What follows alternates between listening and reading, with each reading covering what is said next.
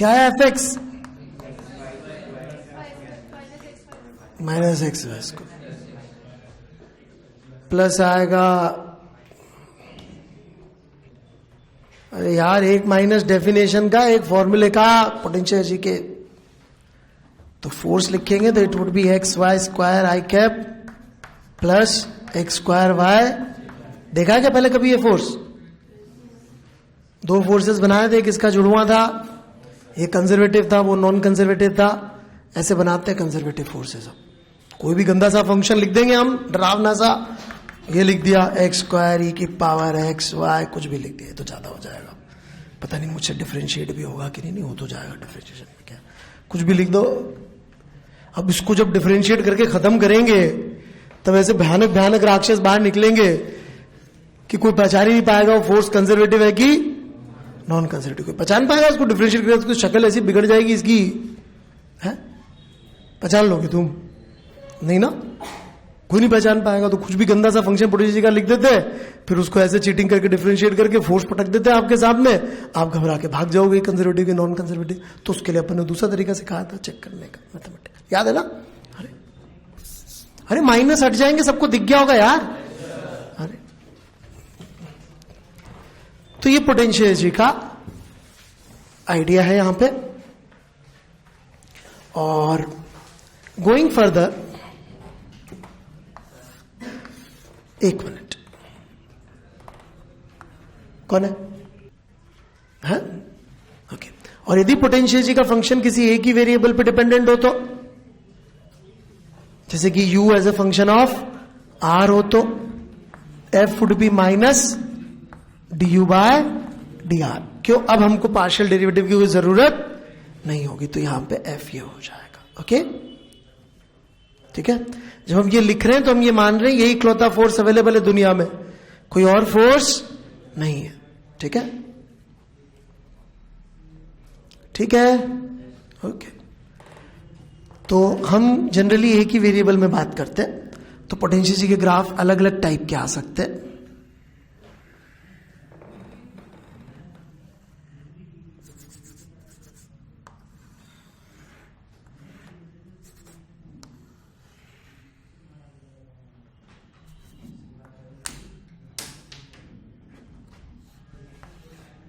मतलब मान लीजिए ऐसा कुछ है। ओके, यदि अभी तक आपको थोड़ा बहुत कैलकुलस याद हो, थोड़ा सा चीजें समझ में आई हो, तो यू शुड रिमेंबर दिस कि जो डेरिवेटिव जीरो वाली प्लेसेस होती है थोड़ी सी काम की होती है, राइट। और यहां डेरिवेटिव जीरो का मतलब क्या चीज जीरो है? फोर्स। मतलब A point, B point, C point, D point, these are the points where force is zero, right. हम यहां पे मान के चल रहे हैं कि सारे कंजर्वेटिव फोर्स ही लग रहे हैं और अपन ने सारे के सारे बना दिए, सबका सम बना दिया पोटेंशियल एनर्जी में एक साथ, राइट। तो A B C D they are all points where system is in equilibrium. क्यों इक्विलिब्रियम? नेट फोर्स जीरो है। ओके, दिखता है सबको ये चीज। लेकिन इन इक्विलिब्रियम्स में से ए और सी की प्रकृति थोड़ी अलग है। They are stable, whereas this is unstable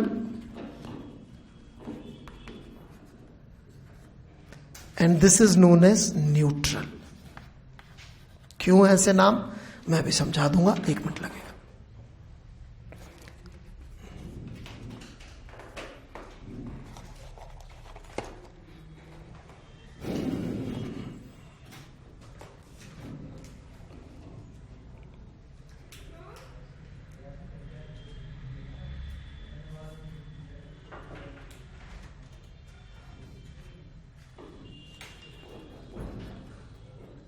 ठीक है, अरे कोई प्रॉब्लम?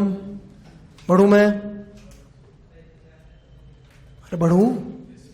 ओके। तो ये स्टेबल, अनस्टेबल और न्यूट्रल, ये नाम है इक्विलिब्रियम्स के। ठीक है, इक्विलिब्रियम के पॉइंट से ये समझाऊं, ये समझ में आती है बात? आती है, ओके। अब इनके ऐसे नाम क्यों है? सबसे पहले अनस्टेबल को पकड़ते हैं अपन। अनस्टेबल इक्विलिब्रियम यदि आप देखें तो यहां पे फोर्स जीरो है, ठीक है, बहुत बढ़िया बात। यदि हम थोड़ा सा इस पॉइंट से इधर जाएं और हम देखें यहां पे फोर्स किस डायरेक्शन में, हम किधर गए, नेगेटिव साइड में गए, राइट। और हम देखना चाहते हैं यहां पे फोर्स की डायरेक्शन क्या है। क्या हम इस ग्राफ से फोर्स की डायरेक्शन पता कर सकते हैं क्या? कैसे पता कर सकते हैं? Negative of slope. यहां पर स्लोप पॉजिटिव है कि नेगेटिव है, तो फोर्स क्या होगा?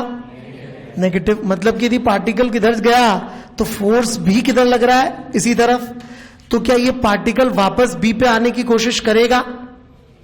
नहीं करेगा। इनफैक्ट इसको समझने के सबसे अच्छा तरीका, इसको आप एक वो मान ले, ग्राउंड है ऐसा, और एक गेंद को इमेजिन कर ले, गेंद का जैसा बिहेवियर होगा वैसा ही चीजों का भी होगा, जो कि ऐसे ग्राफ्स में, ऐसे पोटेंशियल एनर्जी की सिचुएशंस में ट्रैप्ड है। समझ में आई क्या बात? जैसे कि यदि कोई पार्टिकल को बी से थोड़ा सा भी डिस्टर्ब कर दे तो वो यहां पहुंच गया, यहां पे फोर्स की डायरेक्शन, स्लोप कैसी है, तो फोर्स किधर हो गया? पॉजिटिव। डिस्प्लेसमेंट भी पॉजिटिव और फोर्स भी पॉजिटिव। कोई कंफ्यूजन? पक्का? मैं आगे बढ़ूं?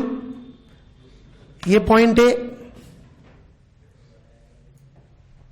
इसको स्टेबल क्यों बोलते हैं? कौन समझा पाएगा आप में से? ए से नेगेटिव साइड में गए हम, यहां चले गए, यहां पे स्लोप नेगेटिव है, तो फोर्स इस तरफ लग रहा होगा और डिस्प्लेसमेंट से अपोजिट लग रहा होगा। हेंस बॉडी को वापस लाने की कोशिश की जा रही है। ये positive.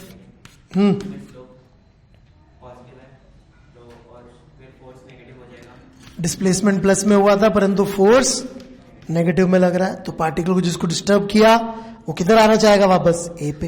Hence it is called stable equilibrium.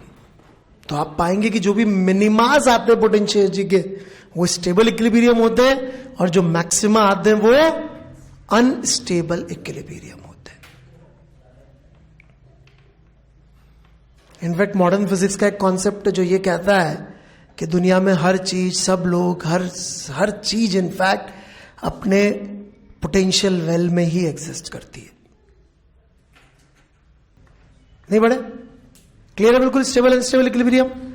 Alright, तो स्टेबल इक्विलिब्रियम में आप क्या पाएंगे कि किसी को डिस्टर्ब करेंगे तो वापस उसी पे जाने की कोशिश करेगा। बस इतना ही मैंने कहा है, कोशिश करेगा, दैट्स इट, नथिंग मोर। ठीक है? और अनस्टेबल में डिस्टर्ब किया तो वापस जाने की कोशिश नहीं करेगा। नेट फोर्सेस ऐसे नहीं। न्यूट्रल इक्विलिब्रियम हालांकि प्रैक्टिकली तो ज्यादा होते नहीं, बट फिर भी इसमें ये यहां पे रखेंगे तो भी फोर्स जीरो, यहां से डिस्टर्ब करके यहां रख देंगे तो यहां पे भी फोर्स जीरो। राइट? सब जगह खुश है, साधु है, राइट? संत होते हैं एक्चुअल वाले, फ्रॉड वाले नहीं। जो कुछ लोग होते हैं जो हमेशा सब जगह हर सिचुएशन खुश रहता है, वैसा। इधर भी फोर्स जीरो, इधर भी फोर्स जीरो, इधर भी force zero. That is neutral equilibrium. ठीक है? इसमें काफी इंटरेस्टिंग चीजें होती है सीखने के लिए। राइट? तो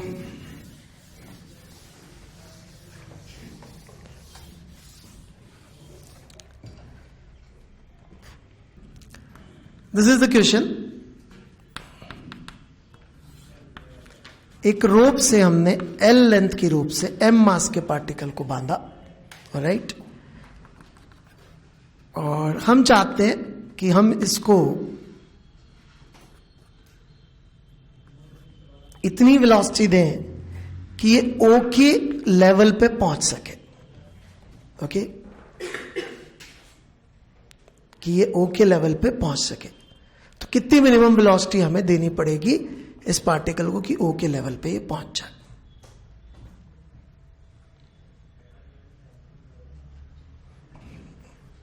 एनीवन? एनीवन?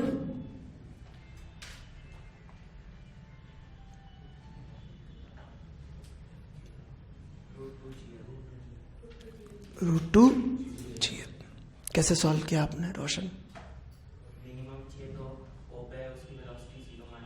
ओ के लेवल पे इसकी वेलोसिटी जीरो मान ली, ये इनिशियल और ये फाइनल। फिर वर्क डन बाय पोटेंशियल। अबे ये कौन सी भाषा? ओके, वर्क डन तो सारी जीरो है इस पे। यहां पहुंचा तो पोटेंशियल एनर्जी हो गई mgl, यहां पे मान लेते हैं zero, minus zero plus finally हो गई zero minus initial half mu square, right. Solve कर दिया, u की वैल्यू कितनी आ गई? √2gl। ठीक है, सुनते रहिएगा ध्यान से। मैं फिर से यही सवाल पूछ रहा हूं, कितनी मिनिमम हॉरिजॉन्टल वेलोसिटी दे कि ये O की हाइट पे पहुंच सके? कुछ डिफरेंट अप्रोच ट्राई करिए। आपने यही वाली इक्वेशन फिर से लिख दी,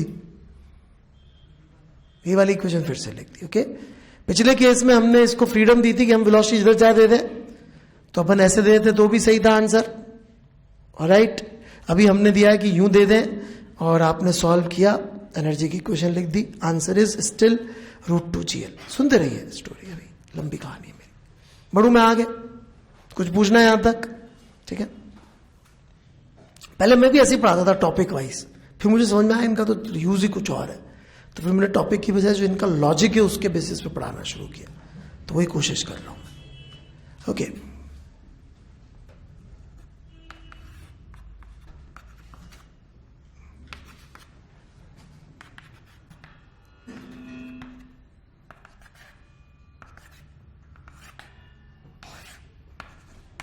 इससे L ऊपर इस पॉइंट C, ठीक है। कितनी मिनिमम वेलोसिटी दूं मास को कि C के लेवल पे पहुंचे? What minimum velocity we should give to mass m so it can reach to the level of C? देखिए, ये बड़ा ब्यूटीफुल अरेंजमेंट है फिजिक्स का, मतलब पढ़ाने का एकेडमिक अरेंजमेंट। जिसने ही बनाया बड़ा समझदार आदमी है, प्रोफेसर हरीश चंद्र वर्मा और बाकी लोग जो फिजिक्स में पुराने लोग जिन्होंने अच्छी किताबें लिखी है, हमको उनका शुक्रगुजार होना चाहिए कि इतना सही सीक्वेंस है। लोगों को लॉजिक नहीं पता होता सीक्वेंस का, ओके। तो हमने वर्क एनर्जी लगाना सीख लिया, ओके। यहां सारे फोर्सेस भी कंजर्वेटिव हैं, राइट। तो इनिशियल एनर्जी फाइनल एनर्जी के बराबर होगी, राइट। और हमें लगता है कि जब ये हो रहा है तो इसको करेंगे तो आंसर आ जाना चाहिए। लास्ट की दो चीजें ऐसी है वर्क एनर्जी की जो हमें एग्जैक्टली यही सिखाती है कि भले ही एनर्जी कंजर्व हो रही हो, इट डज नॉट गारंटी कि आंसर आएगा ही सही। क्या है वो दो सिचुएशंस या दो कंडीशंस जो आपको याद रखनी चाहिए? और सबसे ध्यान से सुनिएगा, जो मैं नेक्स्ट बातें बोलने जा रहा हूं वो है जिसपे जेई ने 3 बार एक कॉन्सेप्ट पे सवाल दिया है। There are very few concepts of physics which JEE repeats, and this is the concept which JEE has repeated thrice. 3 बार सेम आइडिया, प्रेजेंटेशन बिल्कुल अलग है उसकी, राइट। तो एक दो सिचुएशन है जहां पे आप देखेंगे कि भले ही एनर्जी कंजर्व हो रही हो, एनर्जी कंजर्व नहीं हो रही हो, फिर भी इनिशियल फाइनल कर दोगे बराबर, तब तो मरना ही मरना है। वैसे गधों की तो बात ही नहीं कर रहा। समझ में आ गई बात, राइट। मैं कर रहा हूं जो पहचान सके कि यार इसमें एनर्जी तो इनिशियल और फाइनल बराबर है और अपन कर भी रहे हैं, लेकिन फिर भी आंसर नहीं आ रहा, तो कुछ न कुछ तो लफड़ा होगा ना। तो मैं आपको पहले इजी वाला सिचुएशन समझाता हूं। ये इसकी नहीं है, रट्टा मत मान लेना, मैं वापस पीछे जा रहा हूं। अभी पढ़ाया था मैंने 2 मिनट पहले, लेकिन वो सही जगह पे पढ़ाना चाहिए हर चीज को। इसकी नहीं है सिचुएशन जो पढ़ा रहा हूं, पहले ही बता दूं, पागलों की कमी नहीं है यहां पे।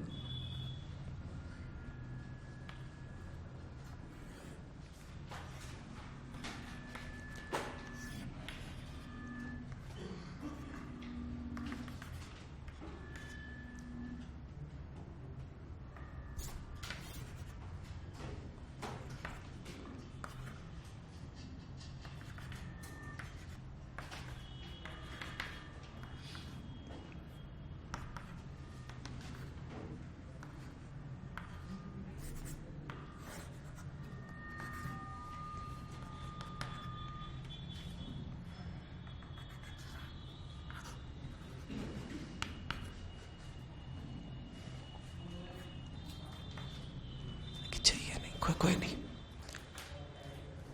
ओके, एक पार्टिकल है, लोकेशन है ए, ओके, और ए पर उसकी टोटल एनर्जी है, energy at A is 10 joule. कितनी पोटेंशियल होगी इसके पास और कितनी काइनेटिक होगी? यदि ए पर पोटेंशियल 10 जूल है तो काइनेटिक 0 और सिर्फ पोटेंशियल. सबको समझ में आती है क्या बात? पक्का? ओके. मेरा सवाल ध्यान से सुनिएगा. How much kinetic energy to be given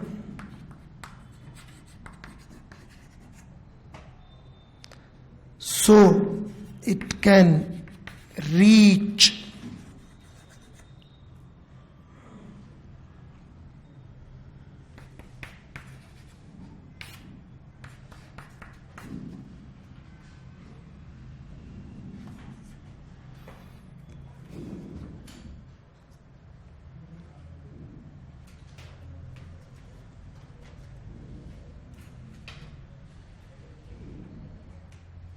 ए पर है, कितनी एनर्जी दे फर्स्ट पार्ट कि बी पे पहुंच जाए ए से, दूसरा पार्ट ए से ए पे कितनी काइनेटिक एनर्जी दे कि डी पे पहुंच जाए.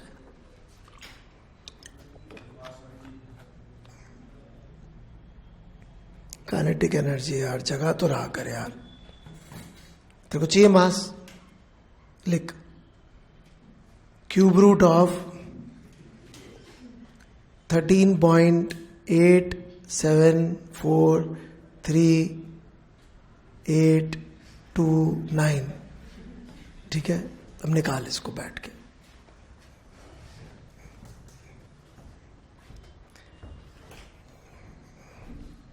पहले का आंसर है 10 और दूसरे का आंसर है 40. क्यों? भले ही हमको दिख रहा हो डी का एनर्जी लेवल, लेकिन यदि बीच में कहीं पर एक मैक्सिमा आ रहा है तो उसको अकाउंट में लेना पड़ा कि लेना पड़ा? तो यहां पे initial energy equal to final energy से आंसर आ रहा है क्या हमारा? आ रहा है कि नहीं आ रहा है? नहीं आएगा.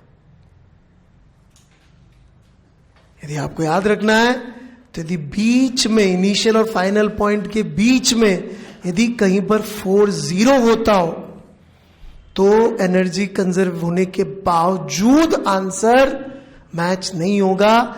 इस आइडिया पे जेई 2 बार सवाल दे चुकी है.